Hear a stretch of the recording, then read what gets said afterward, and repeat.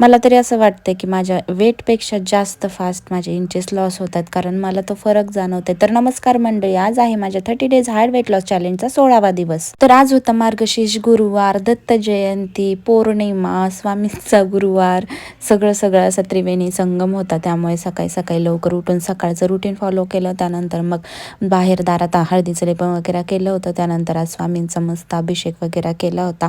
तर असं काही स्पेशल असेल ना तर ते अभिषेक करण्यात पण खूप जास्त उत्साह असतो. आणि त्यानंतर तर स्वामींचं रूप जे दिसत होतं ना ते तर तुम्ही विचारूच नका, इतकं सुंदर दिसत होते स्वामी की माझीच नजर नको लागायला असं मला वाटलं. त्यानंतर मग माझं सगळं आवरलं वगैरे, घरचं कामं वगैरे सगळे आवरले. त्यानंतर आम्ही दोघं मायलेक आलो होतो स्वामींच्या केंद्रामध्ये, कारण इथं होतं दत्त जन्माचा सोहळा. कारण दत्त जन्म दरवर्षी आमच्या केंद्रात साजरा केला जातो, तर मग ह्या वर्षी पण आम्ही गेलो होतो. आणि त्यानंतर मग इथे मस्त तयारी चालू होती दत्त जयंतीची. आणि त्यानंतर मग दत्त जन्म साजरा झाला. आणि त्यानंतर मग घरी आल्यावर माझं एवढं मोठं पार्सल आलं होतं.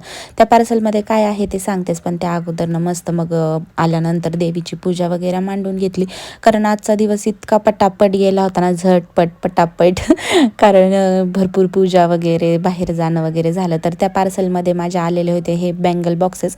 2 माझे आधीचेच होते, पण 4 मी अजून मागवले होते. आणि त्यात मी ह्या सगळ्या बांगड्या मस्त अशा सेट करून ठेवल्या. आणि त्यानंतर संध्याकाळी पण मी दारात असे दिवे वगैरे लावले होते, सकाळी पण लावले होते आणि संध्याकाळी पण.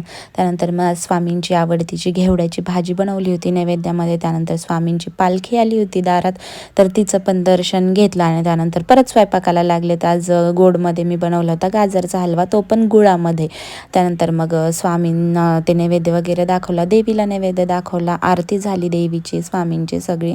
आणि त्यानंतर मग मी जेवायला बसले. तर देवीचं जे नैवेद्याचं ताट होतं ना तेच मी घेतलं होतं आणि स्वामींचं पिल्लूने घेतलं होतं. तर असा होता माझा आजचा दिवस.